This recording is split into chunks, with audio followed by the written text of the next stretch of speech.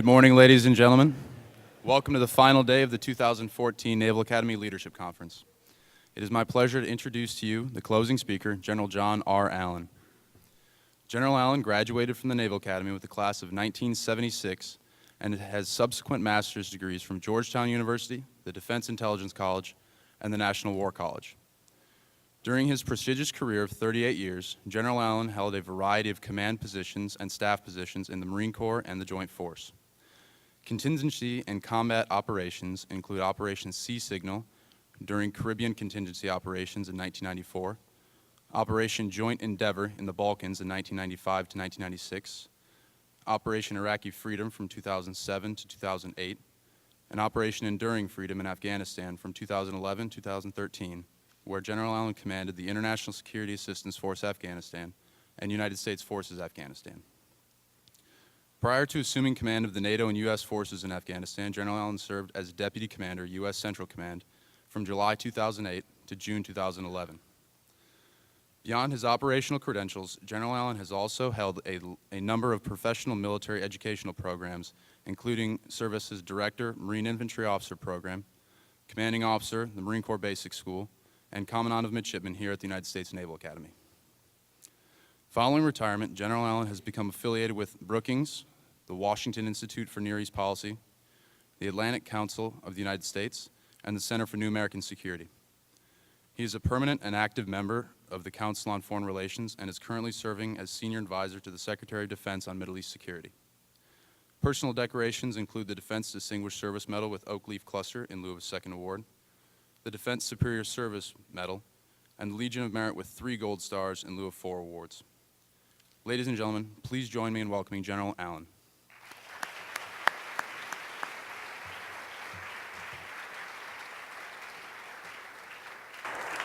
Thanks a lot. Thank you.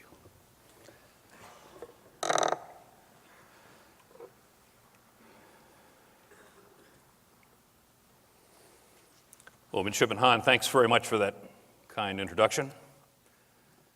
It's a great pleasure to be back at the Naval Academy. In fact, it's an honor to be associated with this conference. And I look around the lectern up here and some things people have left to include this, but I guess from Auburn. Where's my Auburn team here? There we are. Okay, well done. Thank you for this. I'll make this go faster than you've ever seen it run before.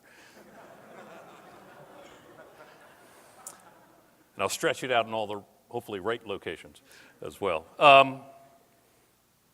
As the introduction said, I was in fact an inmate here at the Naval Academy for 4 years. Being a repeat offender, I came back to teach political science, and then was the Commandant of Midshipmen here, the 79th Commandant of Midshipmen. Now, we have Captain Byrne out there right now, who's the current Commandant, and I'm evidently the only Marine that's ever been Commandant of Midshipmen. My classmates called it the Great Experiment, which I'm not so sure how that turned out. Commandant, I'd like to thank you for permitting me to return here and to thank the leadership of the leadership department, the class of 38 and Mitch and Linda Hart who sponsor this, and of course the class of 56 who are also deeply involved in this process as well. I think we've got a number of midshipmen who've done a great job in this program. Midshipman Hahn, the vice chair of the conference, Midshipman Moore, the schools officer, Midshipman Yang, Speaker, Officer, Midshipman Poser, Operations Officer, Midshipman Davis, and Logistics and Curriculum and Technology, Midshipman Cowing, White, and Sipe. These programs are tough to put together. It requires a lot of logistics, a lot of leadership, a lot of followership, and I want to congratulate all of you on this conference. And as I asked when I arrived, no good leadership conference can occur without at least one fist fight occurring at some point during one of the breakout sessions. And I understand we didn't get quite to that level, but the conversations have been vibrant and been enthusiastic, and I think that most folks here who observed this conference both up close and from a distance would say that it was successful. So I'm really honored to be associated with this institution, with this conference, and I'm honored to have the opportunity to address you at the end of what I think has been an important experience for many of you and for our staff here at the Naval Academy. So let's talk about leadership and followership, because I think it's extraordinarily important in this day and age. On the second day of Gettysburg, at a critical moment in the battle, there occurred one of the greatest examples in American military history of followership being decisive. I think it's clear the Battle of Gettysburg would have gone another way had this moment not turned out as it had. There is no question that the sacrifice made that day of the 1st Minnesota Infantry Regiment at that critical moment in the battle preserved the Union. It was a desperate moment. The Union forces were in retreat. The entire Union line along the Cemetery Ridge was in risk of collapse. A huge gap had opened in the line, and 2 full Confederate brigades were charging into this gap, and it had to be closed. It had to be closed. A young Union Corps commander, Winfield Scott Hancock, a brilliant and much-loved commander of the 2nd Corps, seeing the urgency of this desperate moment, personally ordered the 1st Minnesota to charge, to run into this gap, and to prevent the penetration of the Confederate force 5 times the size of the 1st Minnesota. It was a moment of truth for the 1st Minnesota, a moment of truth for the Army of the Potomac and for the Confederate Army in Northern Virginia, potentially the moment of truth for the outcome of the Civil War. Seldom will such large events in military history turn on the actions of so small a force. And I'll come back to this later. Now, you spent the last couple of days examining followership and how emerging leaders deal with being leaders while serving as followers. For most of you, those of you in uniform, facing commissioning within months, this must be weighing very heavily on you. It's interesting for me addressing you today as I look out across all these bright and eager and young faces. This will be the first graduating class from the academies and from similar institutions where some element of the class will not be headed to combat. I was the deputy commandant here at the Naval Academy on the 11th of September, 2001. I would watch the 2 towers collapse on the television in the commandant's office. And that afternoon, we would send corpsmen and we would send chaplains to the Pentagon, which had been similarly struck. 10 years to the day of the attack on the United States, I would find myself in command of the war in Afghanistan. As Commandant of Midshipmen on the 20th of March 2003, I was here when we attacked Iraq. As I knew, as the Deputy Commandant with respect to Afghanistan, as I knew as the Commandant with respect to Iraq, that the graduates of our academies and other institutions would be facing years of war. And I knew I would serve with you in combat, and I did for 3 years. I knew that I would decorate you. I knew that I would promote you. And yes, I knew that I would bury you. Now, with Iraq behind us, with Afghanistan coming to a close at the end of this year, you'll be facing your leadership duties. Leading units where your commanders and your non-commissioned officers and your petty officers And some of the numbers of your troops will have combat experience, and you will not have shared in that most profound leavening experience for our young officers, leading troops in combat.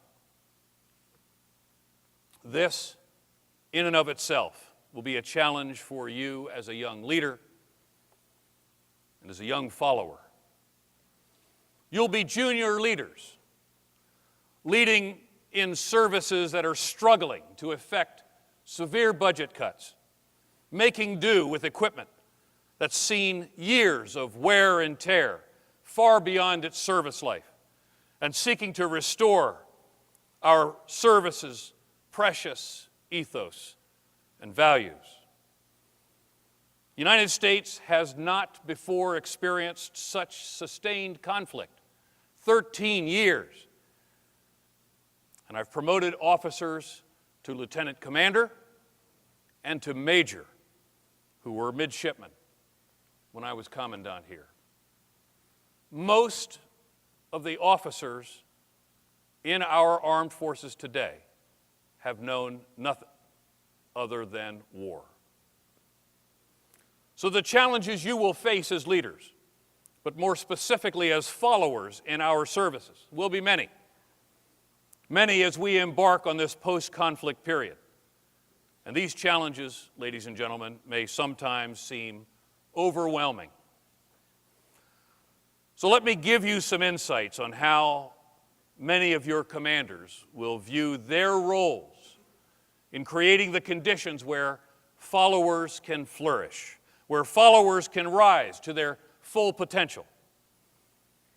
I'd ask you to listen closely, please, because in the next few minutes, I'm going to explain to you the environment that you must understand in order to grip those aspects of leadership and that environment that will fundamentally define your experience as followers. It's okay to examine followership, as this conference has sought to do. And hopefully I'll address the questions put to you during this period.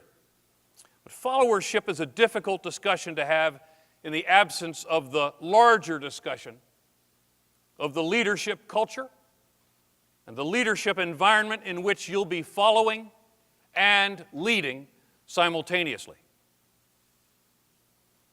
Now, all great leaders with whom I've ever served, and on the faculty here is one of the greatest leaders I've ever known in my career, John Settler. We are fortunate at this institution to have him as part of this organization. All great leaders with whom I have served have consciously sought to set the conditions that favor followership. It's not an accident, nor is it an unintended effect of some other purpose. All great leaders consciously seek to create an environment where followers can emerge to their full potential, not as followers, but as leaders. To that extent, great leaders, both among the military and within industry, the private sector, provide their visions to their commands and to their organizations. For our civilian colleagues here, and so good to have you in this audience, organizational vision from civilian leaders is the same term that I'll use called commander's intent. A leader's clear expression of intent, of the leader's leadership vision, is essential to creating that overall culture within which all activities occur within a command or an organization. Intent is at once intangible, but it's forged in steel. Intent sets the expectations by the leader for the led, for the followers. It isn't temporal, it is enduring. And it is the ultimate expression of the leader, by the leader, of the very essence of what he or she expects from everyone in that organization, from top to bottom, in rank and experience, and across the entire organization in function. Sometimes called enduring intent, I called it enduring intent. It lays out my expectations, and importantly, very importantly, creates a unity of command, a unity of effort, and a unity of purpose. Most importantly, intent is that most secure implicit communications within an organization. Meaning, if you're a follower and you're faced with a dilemma, or you're faced with a decision, and the commander or the leader is unavailable, by recalling the commander's intent, you'll find in that expression of vision, that expectation, the guidance necessary to decide or to act or to follow. Without this clear and unambiguous expression of enduring intent, too much is left to chance. And the leader hasn't really put his decisive imprint upon that unit, nor has the leader created, importantly, the spiritual environment for the followers. Now, when I took command of the International Security Assistance Force in Afghanistan in July of 2011, within an hour of the change of command, I had convened all of my leaders, all of them, my 3-star Corps commander, my 2 Army division commanders, my Marine Corps Expeditionary Force commander, my 3-star trainer of the Afghan forces, and my 3-star commander of our detention operations, all of my 1- and 2-star task force commanders, all of my allied commanders, and my principal staff. I brought them together, and I issued them within an hour of my command, my vision, my philosophy of command, my vision for this campaign in combat. I issued them my enduring intent. I wanted every follower in that unit to understand how I saw the campaign, how I saw the enemy, and how I saw the challenges that we as a 48-nation coalition faced in the months and years ahead.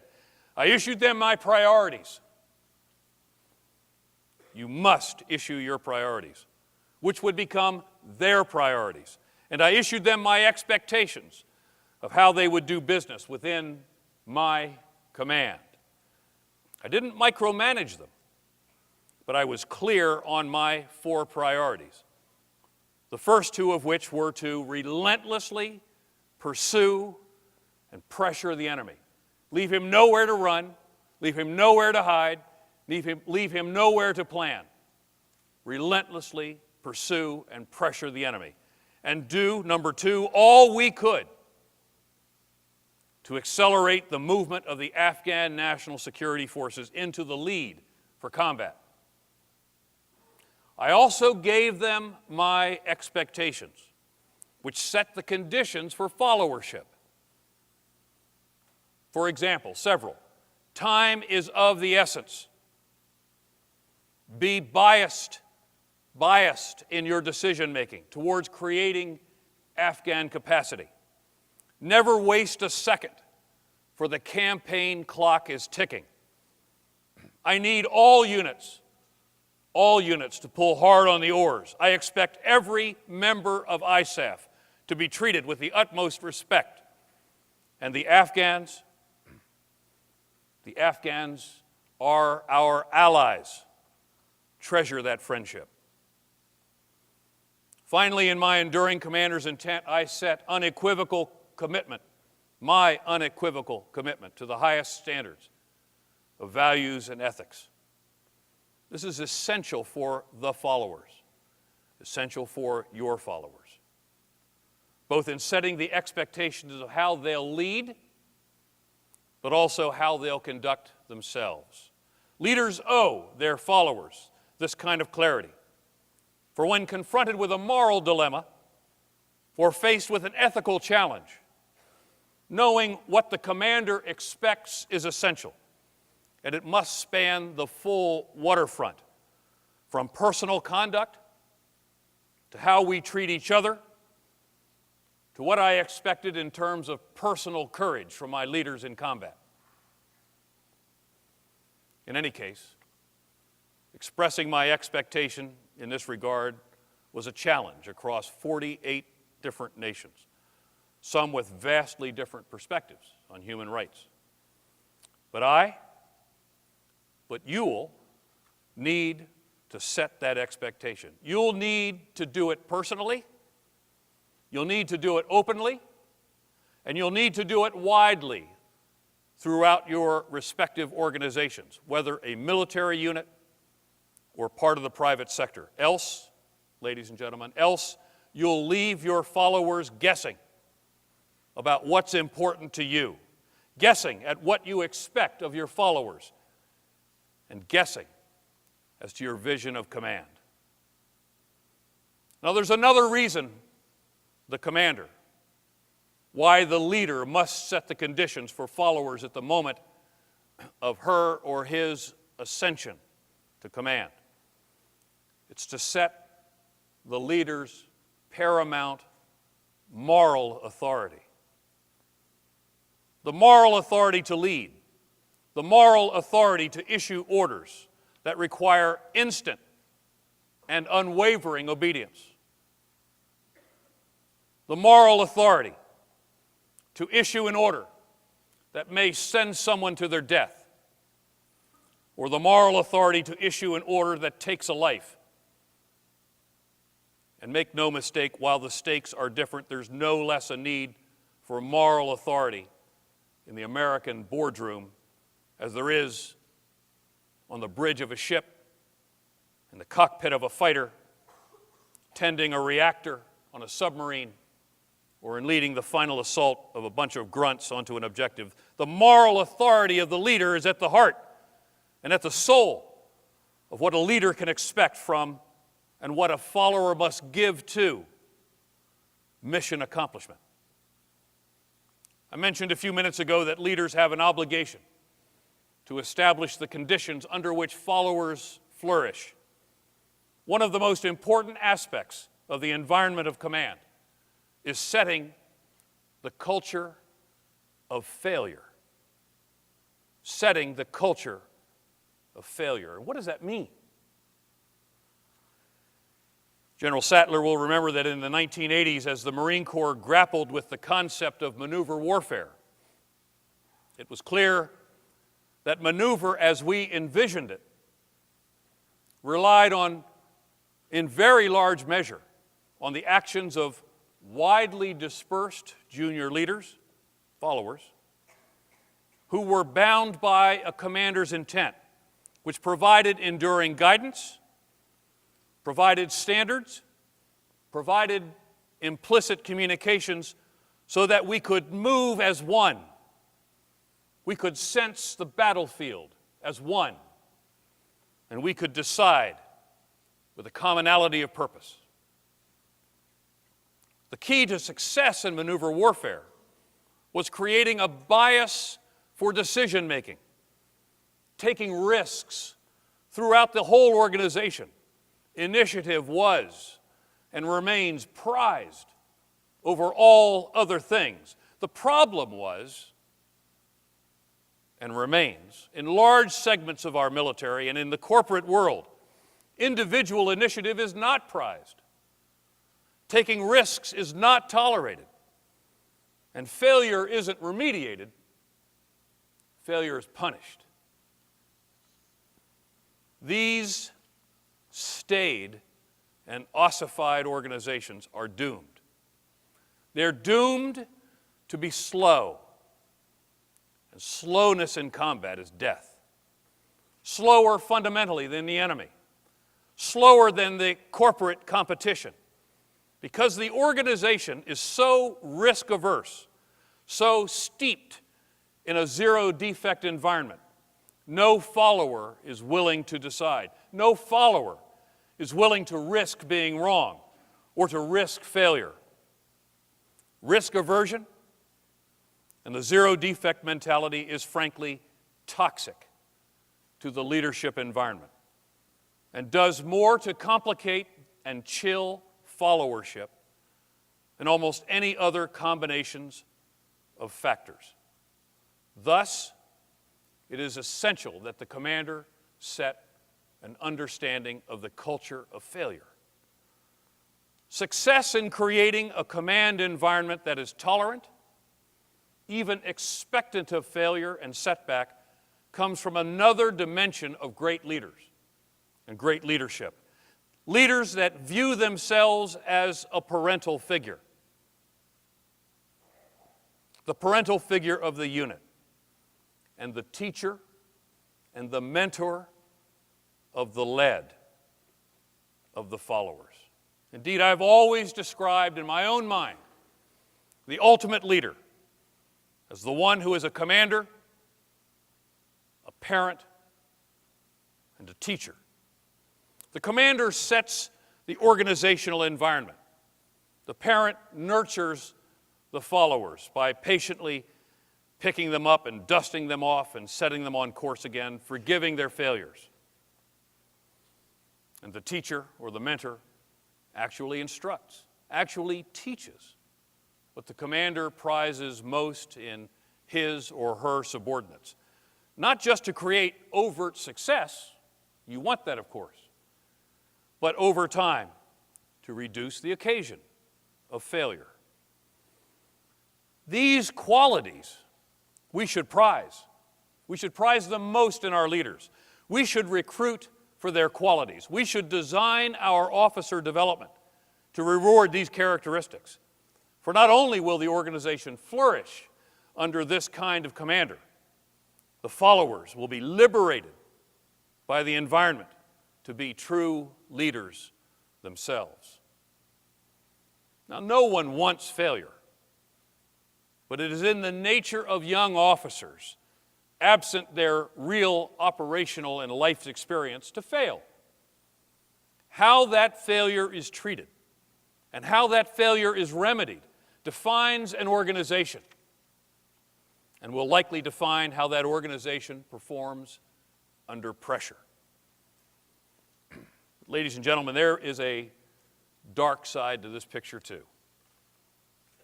And to its great credit, the Army is taking it on, head on. And that is the abusive leader. All the services have them in some number and at certain levels. And whether, frankly, this is a residue of 13 years of war, or whether it's a problem from some other reason that is now apparent to us because we're seeking to understand it, we have both the appearance and the reality of a leadership problem. For my own part, I've always been death on an arrogant or abusive leaders. Their absence of respect for their people, their willingness to degrade and humiliate their followers, and their inherent risk aversion can leave a unit nearly completely combat ineffective. No one trusts the leader. No one takes a chance.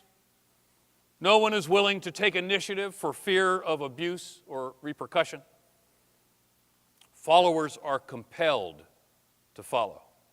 And the unit can be traumatized and can be paralyzed by this style of leadership. There's no greater challenge for a follower than to serve in one of these organizations. And there are abusive bosses in the civilian world, just as there are abusive commanders in the military. And I've been in these organizations as a junior officer, and each day was a forced march for me. Each day was a great test of my spiritual endurance. And each day I tried to hang on through the abuse and to shield my precious Marines and my troops from the effects of this leadership. Abusive leadership is simply anathema to all that we stand for in the proud military of the United States of America. And it comes from a failure of senior leaders to take the kinds of corrective action necessary when they're confronted with this kind of leadership. My own experience is when abusive leaders are tolerated, when they're promoted, when they're decorated, and eventually when they've completed their tours and they're transferred, they become convinced, more convinced than ever, that their leadership style is at the heart, indeed is the secret to their success. Toxic, abusive leadership creates a corrosive genealogy in the organization. We know with great clarity, if a child grows up in an abusive family, the probability is high that child will be abusive someday to someone else. It's the same in a military or civilian culture. Abusive leaders frequently beget and produce abusive followers, and the cycle of toxicity continues from leader to follower and so on. Leaders at all levels have a moral obligation to act when they see this kind of abuse. Years ago, I was the commander of an organization in the Marine Corps called the Basic School, an organization which can probably best be described to this audience as the Academy of the Marine Corps.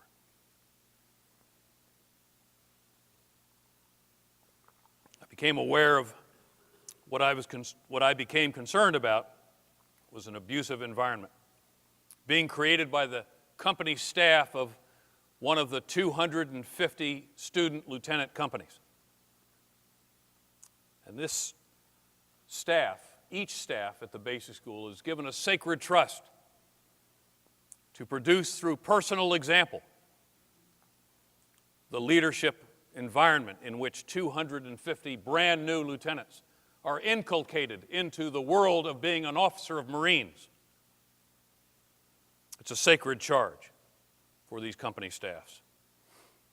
And I was hearing from parents, I was hearing from spouses, I was hearing from other segments at the school about profanity, about screaming, about threats, about prejudice. And in the end, I had to act before 250 new officers raised in an abusive environment departed into the Corps convinced that what the Marine Corps leadership celebrated was this kind of example. So let me pull this together for you with what I've already told you. Within an hour of my taking command of the basic school, I brought together all of my officers and many of my senior enlisted leaders in the camp theater, and I issued my commander's intent, in which I dwelt specifically on the inherent moral obligation to set the example in all things. But in particular, I expected the leaders of this organization to live in the mold of one of the greatest of all of our Marine leaders, a general by the name of John Archer Lejeune, a Marine combat commander of renown for his personal courage. But he was a father to his units, and he was a teacher to those he led. I then had breakfast with each of the subordinate units, and I had them tell me how they were going to operationalize my intent. So when my worst fears were confirmed after an investigation, and the time came for me to relieve this group, they knew exactly why they were being fired. The command got a very serious message that I was completely committed to these high moral standards, standards I expected of my leaders. And we mostly saved, 250 new officers from beginning their professional lives completely traumatized by abusive leaders. Now, I've built this case for you this morning to bring it all together, where our leadership and our followership will often, nearly always, will ultimately end at a place called the moment of truth.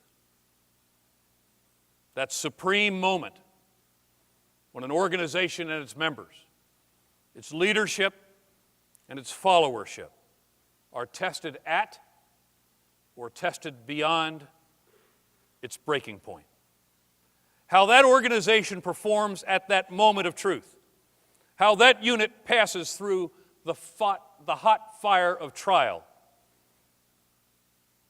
the trial of combat, is, as it has always been, a function of the leaders and a function of the followers at all levels.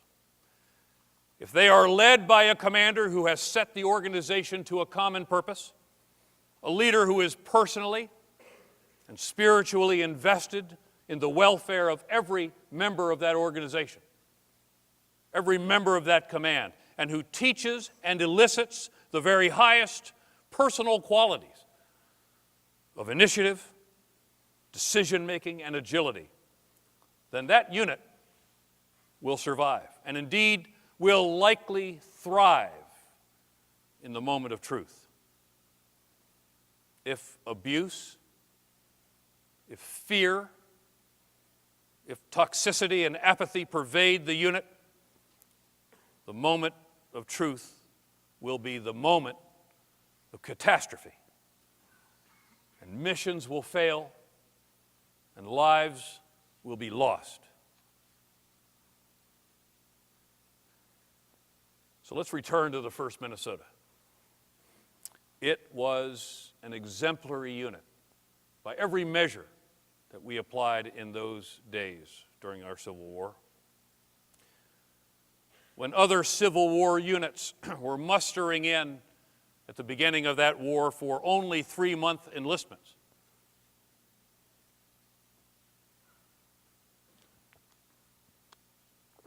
the 1st Minnesota mustered in 1,000 strong for 3 years.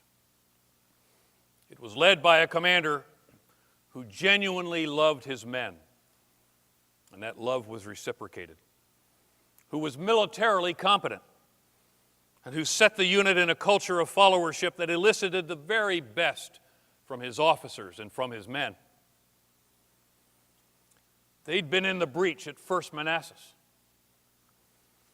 and they'd been in the front line at Sharpsburg, where on both occasions the regiment sustained 20% killed and wounded, what today would be horrific casualties.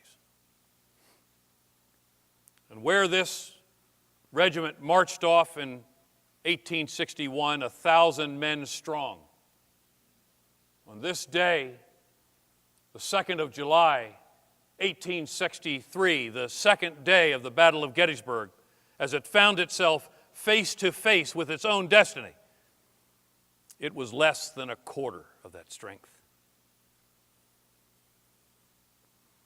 After receiving the desperate order from General Hancock to charge, its commander, Colonel Colville, personally led the charge. There could be no other way for this young officer, anything else, no other way. It was inconceivable to him to be somewhere other than in the lead of his regiment. He owed this to his men, to be with them at this moment of greatest danger. The officers and the men of this proud unit, the followers, could not have imagined experiencing this trial without him. It was for the 1st Minnesota, in every sense and meaning of the term, its moment of truth. So let me read to you an account of what happened. This comes from a report written from an eyewitness.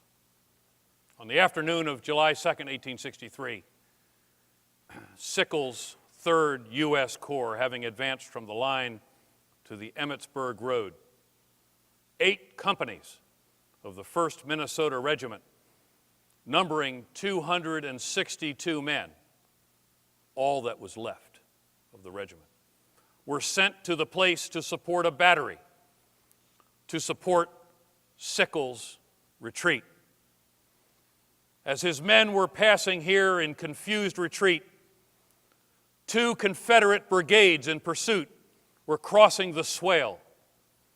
To gain time, to bring up the reserves, and to save the position, General Hancock in person ordered the 8 companies to charge rapidly, advancing upon the enemy. The order was instantly repeated by Colonel William Colville.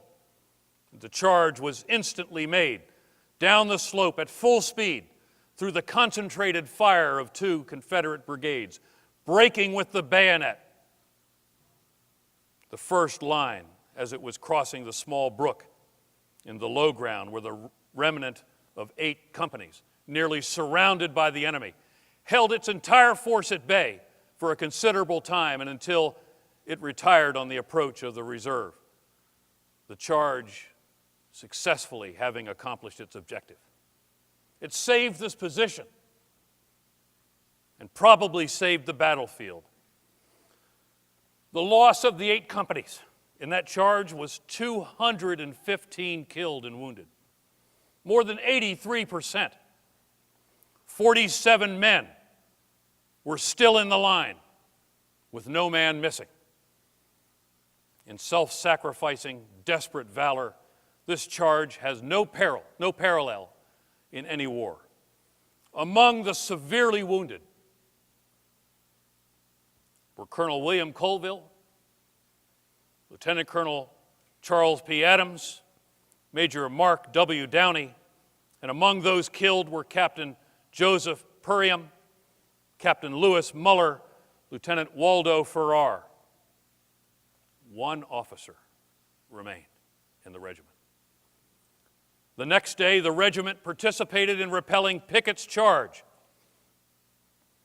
Of the 47 that remained, 17 of them were killed or wounded.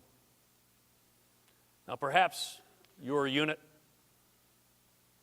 perhaps your organization, when, not if, when it experienced its moment of truth,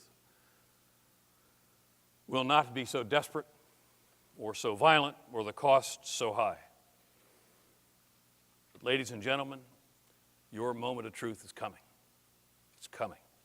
And without question, the command with a culture that celebrates followership, that creates moral authority to receive and to fulfill this kind of desperate order, as did the 1st Minnesota. That organization, that unit, that command will prevail when it is tested.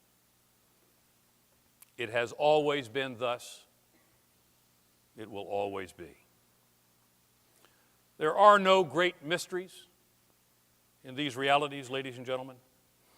It's only a mystery if you're discovering it while you're experiencing it. So let me offer you some thoughts on the questions with which you've been wrestling. I understand quite loudly at some point over the last couple of days. And I have 4 points. First, all great leaders are prepared to follow in their leadership. And all great followers are prepared to lead in their followership.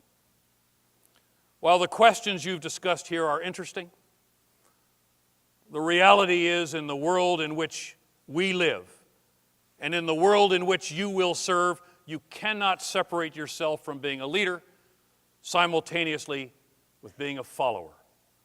The culture of command and the environment of leadership exist at every level of the service and in civilian organizations. And while you may be a follower, the chances are you will be a leader at the same time.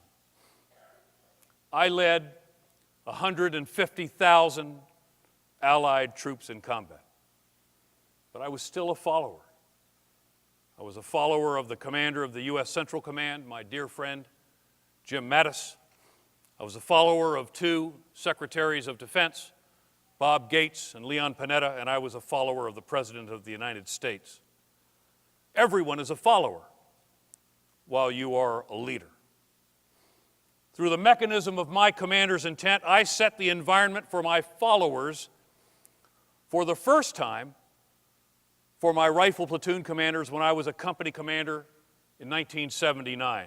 Thereafter, I did the exact same thing at every level, at every command I occupied, from company to field army. The size of the organization was different. The principles were identical.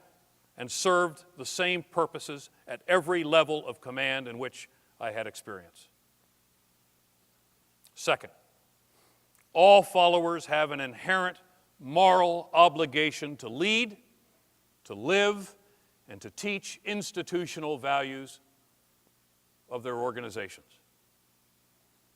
Now, the overall commander might set the environment and might emphasize an unambiguous commitment to values.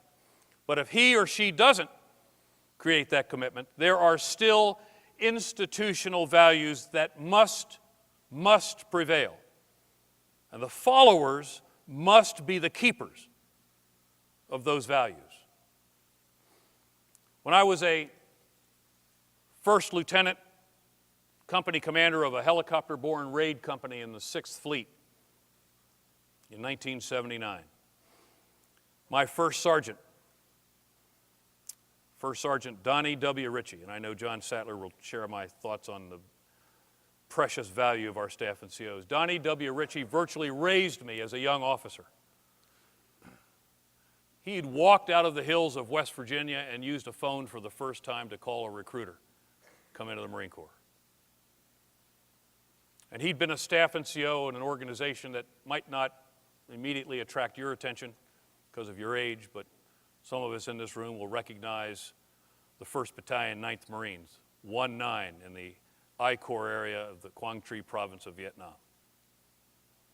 He'd been in Bravo 1-9, and he had seen as hard a fighting against the North Vietnamese regulars as anyone.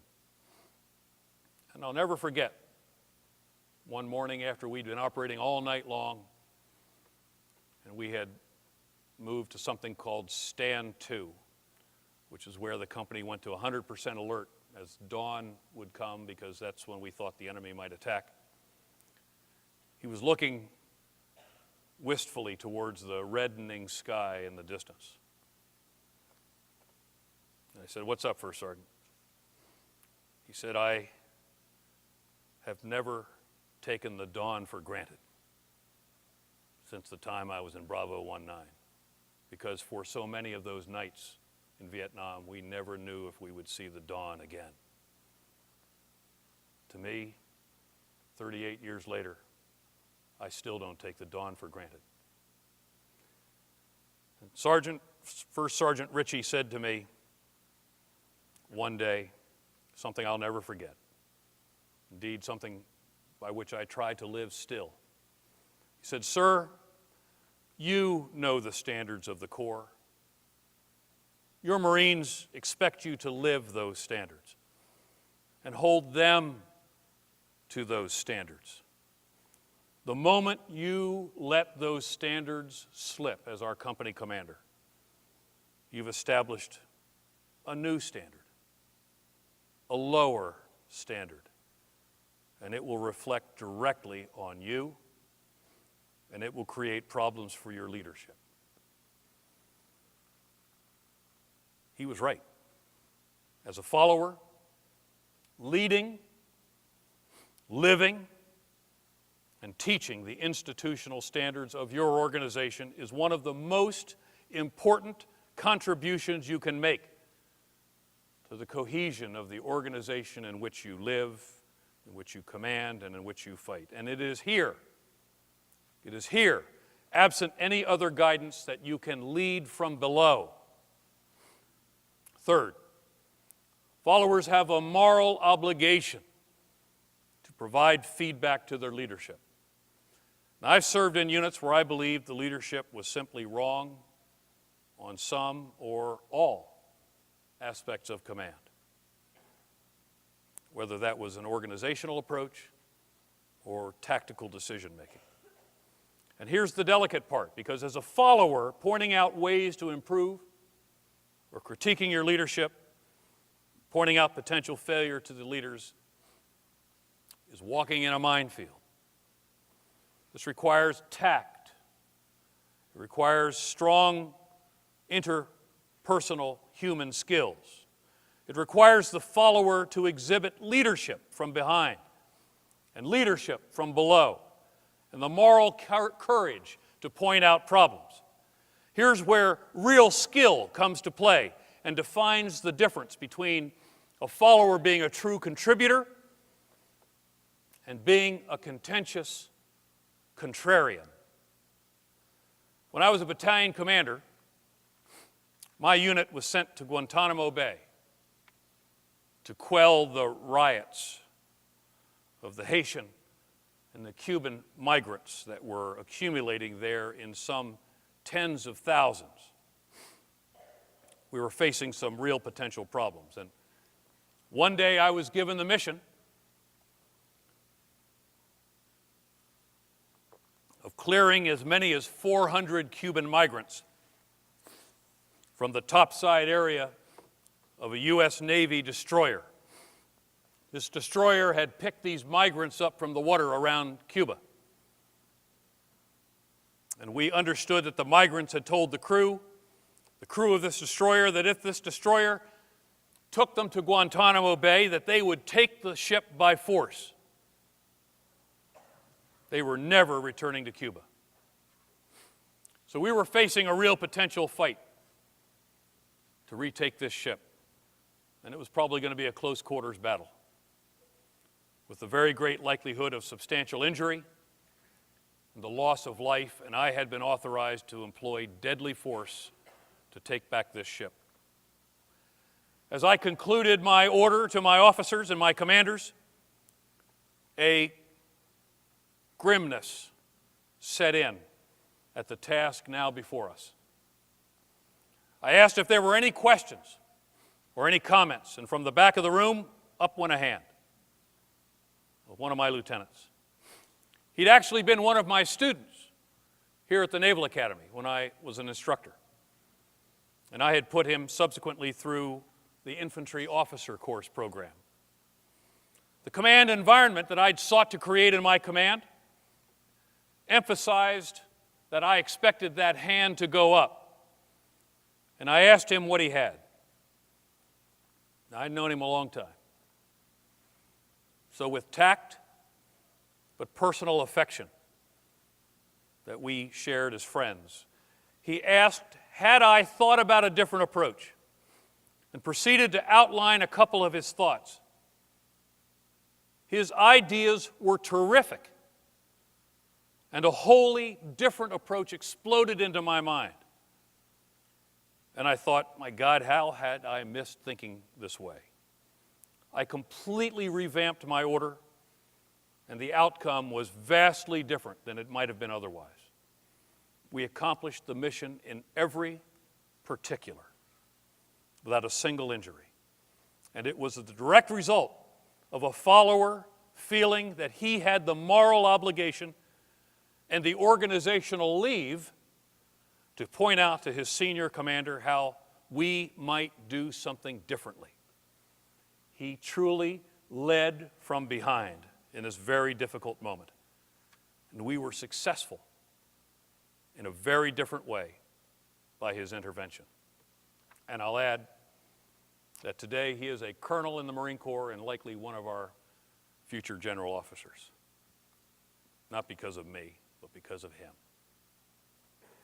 And last, followers have an obligation to study leadership.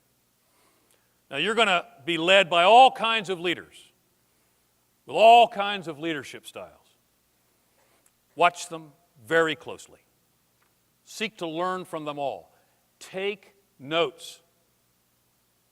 Take notes. Sadly, there are nearly as many useful lessons to be learned from watching negative leaders as there are from watching their positive counterparts. But nonetheless, I strongly encourage you to study the personality and the leadership style of our great captains in American history while you're experiencing it as a follower. Many years ago, in an effort to personally study the profession of arms, I took the advice of one of my commanders, a true teacher, leader. John Sattler might remember a fellow by the name of O.K. Steele, Oral O.K. Steele, one of the great spiritual, moral, tactical leaders of our Marine Corps. And he advised me to pick an American campaign and study it heavily. And I did. studied every aspect of an American campaign, hoping to unlock the many useful lessons from a close and abiding study of history. And I cannot commend to you more strongly the requirement for self-motivated history study in order for you to gain these insights.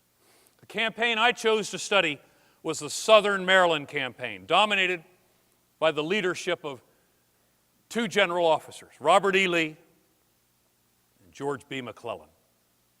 It occurred in the fall of '62. While there were enormous lessons to be learned about many aspects of war, the most important lessons to be gleaned from this campaign, many of which I found, frankly, personally useful at the head of a field force of 150,000 troops. The great lessons to be gleaned were the respective personalities of the commanders and how the profound differences in the life's experiences and the professional development and education that delivered them roughly to the same rank, at the same time, and at the same organizations had prepared them dramatically differently for the same experience. And that difference played out directly and decisively in the Battle of Antietam, the bloodiest day in American military history. You've already heard me say that, in my opinion, the greatest leaders are those who are commanders, parental figures, and teachers. That realization didn't come to me solely through observation and personal experience at the bottom of the stack. It came to me from a constant and abiding study of the lessons learned from history, of studying Lee at Antietam, or Bradley in Europe, or Spruance at Midway, or Smith at Inchon. You've got to be a student of the profession of arms in order to be a follower. And ultimately, to be a leader, you have to understand the profession of arms. So, while I could go on all day, and I think you fear that I might, let me bring this to a close, and we can use the few minutes we have where I could perhaps respond to your questions. So thank you very much.